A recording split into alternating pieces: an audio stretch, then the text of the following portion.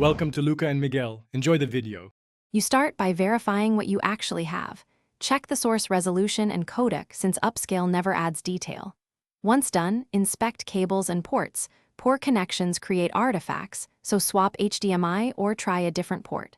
Update GPU and media player drivers. This fixes many decoding bugs. Make sure to restart the device to apply changes. These first steps clear simple bottlenecks quickly and set a reliable baseline before you begin deeper fixes. Once baseline issues are resolved, focus on encoding and image processing. You should increase bitrate or choose a better encoder. Software X264 often yields cleaner detail than low bitrate hardware presets. Make sure frame rate matches the original because mismatched FPS harms motion clarity.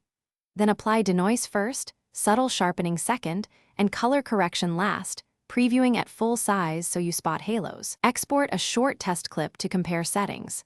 This iterative approach prevents overprocessing and retains natural detail. To finish, export with the right balance. Use 2-pass encoding for steady bitrate or set a CRF value tuned to your content. Enable hardware acceleration only if it doesn't introduce artifacts. Once exported, test playback on several devices and players to catch device-specific issues. If the result still looks degraded, verify the original file's integrity. Then incrementally lower CRF or raise bitrate by about 20%. This usually recovers lost detail. If problems persist, recheck codecs and consider recapturing the source.